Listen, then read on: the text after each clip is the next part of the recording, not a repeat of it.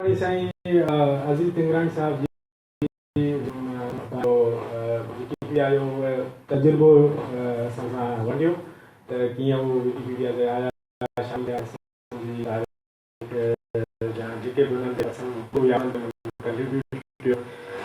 तव्हां महिरबानी साईं, तव्हां अज़ीज़ पिंगराणी साहब जी तमामु महिरबानी।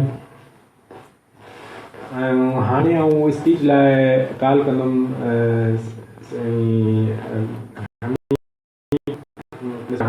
तो अची सिंधी ॿोलीअ जे हवाले सां सिंधी ॿोलीअ जो मौजूदा जेको स्टेटस आहे हिन डिजिटल दौर में उहो थोरो मुख़्तसर ॿुधायां ऐं ॿियनि जे मुक़ाबले में सिंधी ॿोली किथे बीठी आहे मुख़्तसर अगरि असांखे ॿुधाए सघो साईं।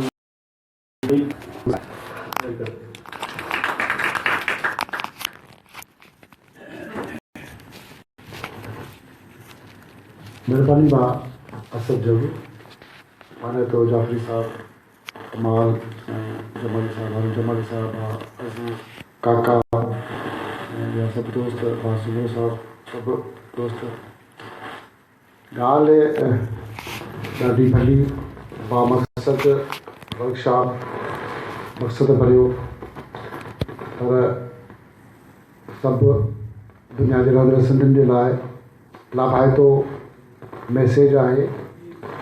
हिन मैसेज मां सॼी दुनिया जा सिंधी यकीनन फ़ाइदो वठंदा, छाकाणि त सिंधी सुजाॻ आहे, सोचे पियो पंहिंजी क़ौम लाइ जिथे बि रहे थो कुझु न कुझु कंदो रहे थो ऐं संजीदगीअ सां सिंधी माण्हू पंहिंजी ॿोली लाइ चाहे कहिड़े बि क्षेत्र में विकिपीडिया हुजे या गूगल ते सिंधी ट्रांसलेशन ताईं हर हंधि सिंधी अॻु आहे। चाहे कंप्यूटर एज जॾहिं खां शुरू थी आहे दुनिया जी समूरी ॿोलियुनि में जेको कमु थिए थो त उन में सिंधी माण्हू मुख़्तलिफ़ माजिद बुर्गरी खां वेंदे अमर फयाज़ हुजे असद हुजे सभु पंहिंजो पंहिंजो किरदारु ॻंढनि था ॻंढींदा रहंदा। ॿोलीअ जी ॻाल्हि हुजे त अज़ीज़ हारून जमाली कमाल सभु ॾाढो संजीदगीअ सां सिंधी ॿोली लाइ कमु कनि पिया। जिते बि ॿोली जी ॻाल्हि थी आहे पंहिंजे हणा घणा पंहिंजे वक़्त जी बि पूरी पूरी व्यापक उते ॾियनि पिया। असद कमु त ॾाढो भलो कयो आहे पर जीअं मां अज़ीज़ चयो मूंखे वेठे चयो त जेकॾहिं ही कुझु अॼु जो हुन ॻाल्हि खे सभु कुझु करे वरितो आहे तव्हां अचो ऐं जेकॾहिं हीअ सूरताल हीअ जेको नियापो आहे ऐं हिनखे ॾाढो शानदार करे बि सघियो। मां वेठे बि दोस्तनि खां चयो पियो हिनखे मीडिया जे हवाले सां बि ट्रायल करे बि सघियोसीं।